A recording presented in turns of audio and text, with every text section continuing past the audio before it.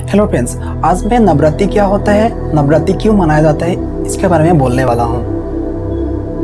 मुझे पता है, बहुत सारे लोगों को पता है नवरात्रि क्या होता है, क्यों मनाया जाता है। इक्के दुक्के जो है जिसको पता नहीं है नवरात्रि क्या होता है, उसके लिए भी और मुझे भी बहुत पसंद है ये टॉपिक। आदिशक्ति माँ दुर्गा ने, हम जिसे अलग अलग नाम से जानते हैं, किसी के लिए माँ पार्वती, किसी के लिए माँ दुर्गा, किसी के लिए माँ काली।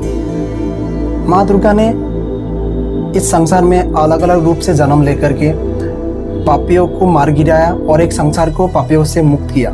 माँ दुर्गा के यही 900 रूपों को हम नवरात्रि के 9 दिन में मनाते हैं। देश के अलग अलग स्टेट में अलग अलग तरीक़ों से मनाते हैं। पश्चिम बंगाल और असम में माँ दुर्गा की गजब का मूर्तियाँ, सुंदर सा मूर्तियाँ बना करके पूजा होते हैं। उत्तर प्रदेश और बिहार में रामलीला का मंचन करके दुर्गा पूजा सेलिब्रेशन किया जाता है। गुजरात में वहाँ के फोक और ट्रेडिशनल डांस डांडिया और गरबा के बिना नवरात्रि ख़त्म ही नहीं होते।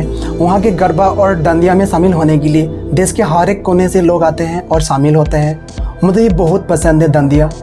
कर्नाटका की मैसूर में माँ चामुंडेश्वरी देवी को हाथी में सोने की पलकों में बिठा करके नवरात्रि सेलिब्रेशन किया जाता है।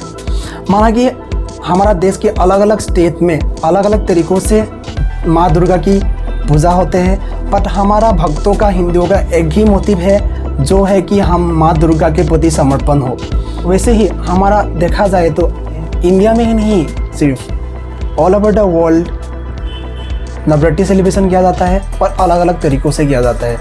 नवरात्रि के इस दौरान में हर एक को दुर्गा पूजा और नवरात्रि के हार्दिक शुभकामनाएं देता हूँ। आपका दिन शुभ हो, आपका हर एक काम शुभ हो, आपका जीवन मंगलमय हो। और आपको ये अच्छा लगा वीडियो तो मुझे लाइक और सब्सक्राइब कर दीजिए। धन्यवाद।